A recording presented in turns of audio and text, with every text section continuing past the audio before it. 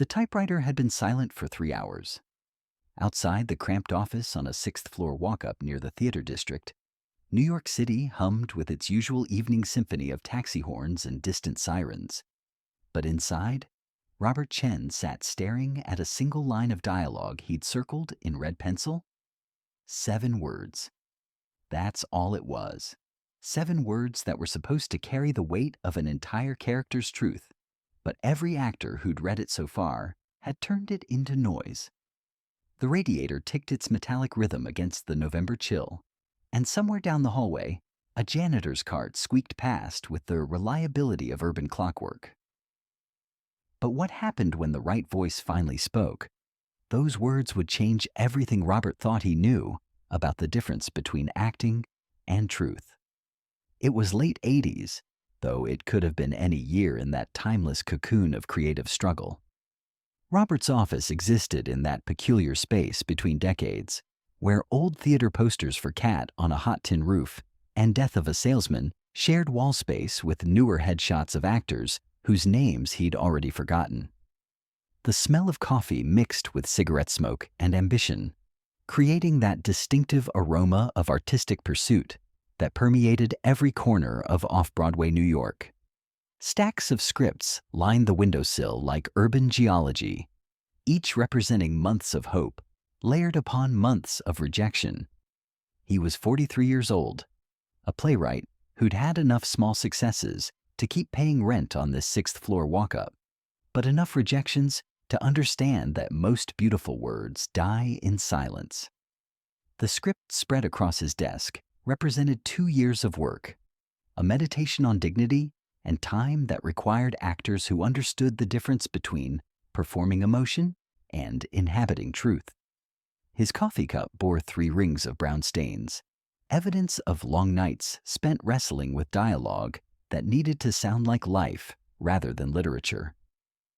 The industry had taught actors that bigger was better, that every line needed to be a moment. That subtle truth was somehow insufficient for the stage's demands. The line that haunted him read simply, "Time don't care about your plans, son." It appeared on page 47, spoken by a character called Samuel, an older man who worked as a night janitor in a downtown office building.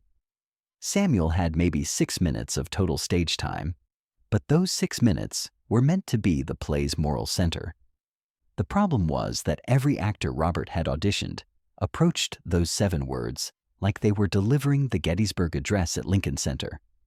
They added weight where weight already existed.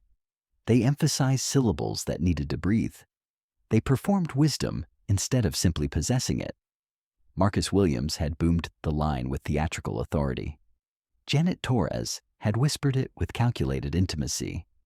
David Park had delivered it with folksy charm that felt focus grouped, rather than lived. Each reading had made Robert wince, not because the actors lacked talent, but because they'd missed the essential truth. Some words are so heavy with meaning, they require almost no effort to carry. After 16 auditions, Robert had begun to doubt whether the character could work at all, whether he'd written something that looked profound on paper but couldn't survive the translation to human voice. Perhaps he'd been naive to think that casting could solve what might be a fundamental problem with the writing itself. Perhaps the line was precious, writer's vanity disguised as insight. He'd been staring at those 7 words for so long they'd started to lose meaning, becoming abstract marks on a page rather than the emotional anchor he'd intended them to be. The red circle around them seemed to pulse with accusation. Here was where your play failed, where your understanding of human nature revealed itself as theoretical rather than earned. That's when his phone rang, cutting through the spiral of self-doubt with the sharp authority of brass against brass. Margaret Wells, a casting director he'd worked with since his first production, had one more actor she wanted him to hear. Her voice carried that particular blend of professional enthusiasm and personal conviction that Robert had learned to respect over their 6 years of collaboration. "This one's different," she said, though Robert had heard that promise before. "He's older, Been working in television? Some theater? There's something about his voice, Robert. Something that doesn't try to be anything other than what it is. Robert almost said no, but something in Margaret's tone made him say yes.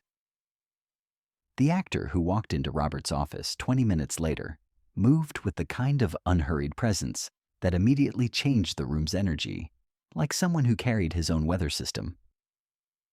"Mr. Chen, I'm Morgan Freeman." The voice was already familiar, though Robert couldn't place where he'd heard it.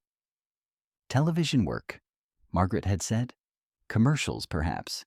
Small roles that paid the bills, while the real work waited for its moment. Morgan settled into the folding chair across from Robert's desk with the patient grace of someone who'd spent years learning that auditioning was as much about waiting as it was about performing. He was tall, probably in his late 40s, with the kind of relaxed alertness that suggested he was fully present without being anxious about making an impression. The first thing Robert noticed was how Morgan seemed to listen to the room itself.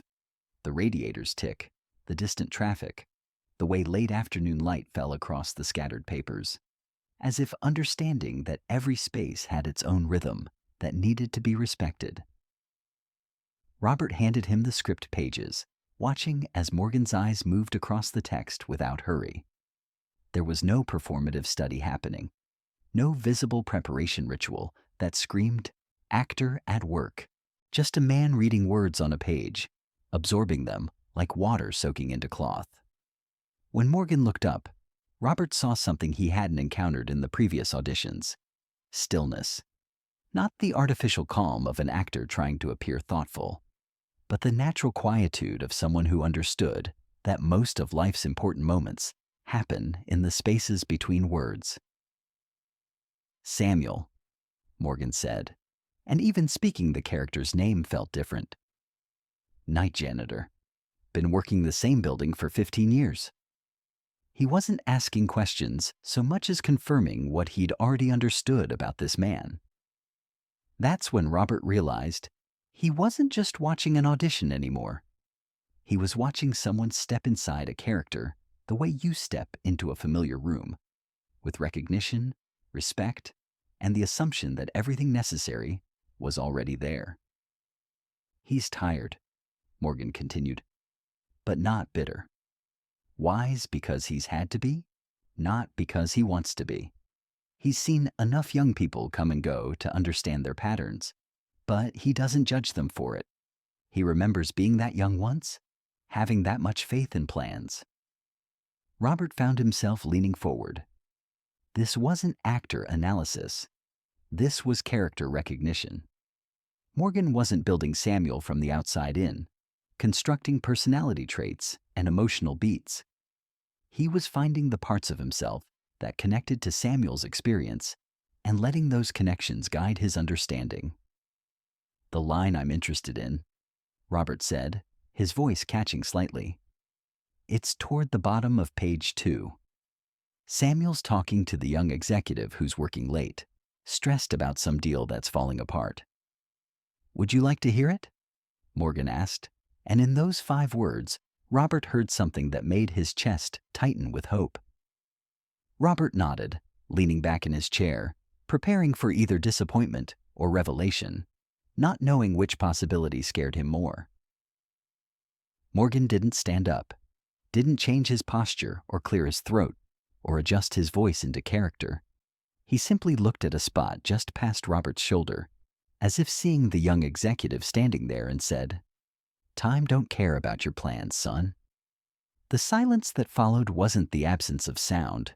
It was the presence of truth so complete that everything else, the radiator's tick, the street noise, seemed to pause in acknowledgement. Robert felt something shift in his chest, a recognition so immediate it almost scared him. The line had landed exactly as he'd imagined it when he first wrote it 2 years earlier. Not performed, not delivered, not interpreted, simply spoken by someone who understood that wisdom isn't about having answers. It's about acknowledging what you can't control. Morgan had found the weight in those words without adding any weight to them. He'd let the truth of the sentence carry itself, the way a river carries water without forcing its flow. There had been gentleness in his voice, but also absolute certainty, the kind that comes from experience rather than theory. Again? Morgan asked, and this time Robert heard something different. The second reading was even quieter, even more natural, with new layers revealing themselves like depths in clear water. The same words, but now Robert could hear the kindness that makes difficult wisdom bearable. Robert realized he'd been holding his breath, his entire body tensed with the effort of listening, not just to the words but to the space around them, the silence that gave them meaning. In the growing darkness of his office, with only the desk lamp creating a pool of warm light around them, he felt like he'd witnessed something rare, an actor disappearing completely into the service of the story. No ego, no showcase, no look-at-me performance, just truth spoken by someone who'd lived long enough to recognize it. "Tell me about Samuel," Robert said, though he wasn't sure why. The audition was over. The part was cast. He could feel it in the certainty that had settled into the room, like evening itself. Morgan leaned back slightly, his fingers resting on the script pages with the same casual respect he might show to an old photograph. "Samuel's been watching people come and go for 15 years, Morgan said. Executives, cleaning crews, security guards, late-night workers burning themselves out on projects they think will change their lives. He's seen how the young ones think they can outwork time, outsmart circumstances. He remembers being that young once, having that much faith in plans." There was a pause, natural, the way people pause when they're thinking something through. But he's learned that the only thing you can really control is how you respond to what you can't control. That's not cynicism talking. That's freedom. Samuel's not telling that young executive to give up his dreams. He's telling him to hold them lightly. What happened next would become one of those moments Robert would return to for the rest of his career, a reminder of what was possible when everything aligned perfectly. "I'd like you to read something else," Robert said, reaching for another script. This wasn't part of the original audition, but something had shifted in the room's energy. The second script was older, a one-act play about a father talking to his son the night before the boy leaves for college. When Morgan looked up from the pages, there was recognition in his eyes, not of the specific words, but of the emotional territory the play explored. "The father's afraid," Morgan said simply. "Not of his son leaving. That's the natural order of things. He's afraid of all the things he never taught him, all the conversations they never had, because he didn't know how to have them. He loves his boy, but he's not sure he's been a good father." In that moment, Robert understood that he wasn't just looking at a talented actor. He was looking at someone who had a natural gift for seeing into the human condition. The reading of the father's final monologue was devastating in its quiet power. Morgan didn't cry, didn't raise his voice, didn't employ any obvious emotional techniques. Instead, he found the love underneath the regret, the hope hidden inside the fear. He spoke the father's words as if they were being discovered in the moment, not performed from memory. When he finished, the office seemed to echo with everything that hadn't been said between fathers and sons throughout history. Robert felt his throat tighten, not because of what he'd heard, but because of what he'd recognized, the universal truth that most of our deepest connections happen in silence. Robert realized that what he'd witnessed wasn't just exceptional auditioning. It was a masterclass in the difference between actors who work from the outside in and actors who work from the inside out. "Mr. Freeman," Robert said, though the formality felt strange now. "I've been writing for 15 years, and I've never heard anyone read my words the way you just did. It's like you understand what I was trying to say better than I understood it myself." Morgan's smile was slight but genuine.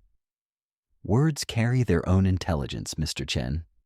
When they're written honestly, they teach you how to speak them. I just try to get out of their way, let them find their own rhythm and meaning. That philosophy, getting out of the word's way rather than imposing interpretation on them, would become the foundation of everything Morgan Freeman would be known for in the decades that followed. As Morgan gathered his things to leave, Robert found himself thinking about the difference between talent and wisdom. Talent was what you were born with. Wisdom was what you earned through years of listening, watching, understanding that most of life's profound moments happen quietly. Morgan possessed both, but it was the wisdom that made the talent meaningful. "I'll call Margaret tomorrow," Robert said, though they both knew the decision had already been made. "Samuel's yours if you want him." "I'd be honored to bring him to life," Morgan replied, shaking Robert's hand with the same unhurried presence he'd brought to everything else. After Morgan left, Robert sat alone in his office as the city settled into its nighttime rhythm, understanding that he'd just witnessed something that would change how he thought about writing, about casting, about the mysterious process that turns imagination into reality. The script pages were still spread across his desk, but now they looked different. Those 7 words, "Time don't care about your plans, son," no longer seemed like a challenge to overcome. They had found their voice, their truth, their reason for existing. In Morgan's reading, they had become what Robert had always hoped, not just dialogue, but a moment of genuine human connection. Robert opened his desk drawer and pulled out a fresh notebook. On the first page he wrote, "Small roles aren't small when they contain large truths." Below that, he wrote the date, November 15th, late 80s, and began sketching ideas for a new play. What Robert couldn't have known that evening was that he had just witnessed the early emergence of one of America's most distinctive voices. The play opened 6 weeks later in a small theater on the Lower East Side. Samuel's 6 minutes on stage became the moments audiences remembered, the scenes they talked about afterward. Not because Morgan had made them theatrical or memorable in obvious ways, but because he had made them real. People left the theater feeling like they had actually met Samuel, actually received his quiet counsel about time and plans and the things we can't control. The play ran for 12 weeks, longer than anyone had expected, sustained by word of mouth and the kind of audience loyalty that comes from authentic emotional experience. Robert kept the original script pages from that audition, the ones Morgan had held that evening in the lamplit office. Years later, when Morgan's voice had become one of the most recognizable in America, when he was narrating documentaries and embodying characters that seemed to speak directly to the nation's moral center, Robert would sometimes take out those pages and remember. He had been searching for an actor who could make 7 words feel like truth. Instead, he had discovered someone who understood that truth wasn't something you performed. It was something you inhabited, something you honored, something you served. Morgan had shown him that the best acting isn't about transformation in the sense of becoming someone completely different. It's about revelation, finding the universal human elements that connect all stories, all characters, all moments of genuine emotion. In the months that followed, as Robert watched Morgan's career begin its gradual ascent into larger theaters and eventually film, he would often think about that audition, how the right person doesn't just fill a role. They complete it, make it whole, reveal possibilities that existed in the words all along. The Samuel role lasted only 6 minutes on stage, but it had taken a lifetime of experience to understand. Morgan brought that lifetime with him into Robert's office that evening, not as biographical details, but as earned wisdom. The patient understanding that comes from watching the world long enough to see its patterns, its repetitions, its quiet revelations about what matters and what doesn't. the knowledge that most conversations are really about something other than what's being discussed on the surface. Robert realized that great acting isn't about pretending to be someone else.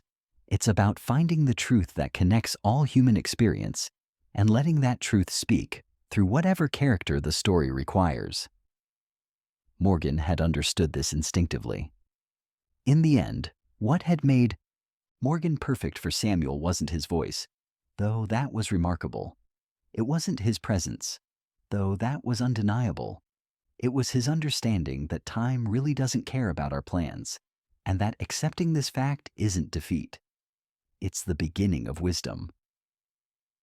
Time doesn't care about your plans, but sometimes, when everything aligns perfectly, talent meeting opportunity, wisdom meeting the right words, truth finding its voice in an actor who understands its value, your plans become exactly what time was preparing you for all along. And 7 words spoken in a cramped office on a November evening become the foundation of a legacy that will outlast every plan anyone ever made. The small roles Robert understood finally weren't small at all. They were where the real work happened, where truth found its home, where legends quietly began.